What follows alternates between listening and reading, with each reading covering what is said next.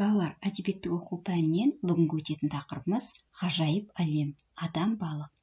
Бүгінгі сабақта шығармадағы оқиғаны болжап, жалғастыруды үйренетін боласыңдар. Балалар, адамдар тек суда ғана өмір сүре ала ма? Егер өмір сүре алса, қалай тіршілік етер еді? Қалай ойлайсыңдар? Жарайсыңдар, балалар. Адамдар тек суда өмір сүре алмайды. Егер адамдар суда өмір сүретін болса, олар судағы түрлі жәндіктер мен балықтармен ғана қоректенер еді.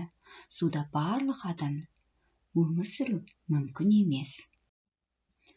Оқулығымызды ашып, адам, балық мәтінін оқып аламыз.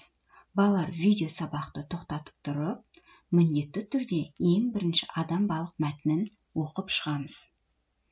Оқып болғаннан кейін мына сұрақтарға дәптерімізге жауап жазамыз. Бірінші сұрақ. Неліктен адам су астында өмір сүре алмайды? Сен қалай ойлайсың?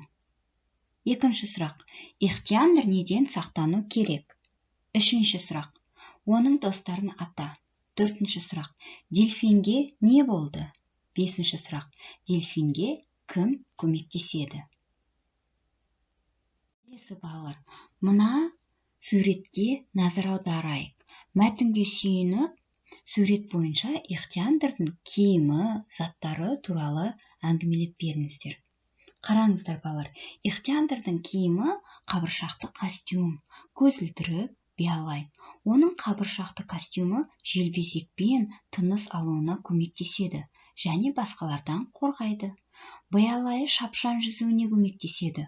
Көзілдірігі су астында жүргенде анық көруге көмектеседі.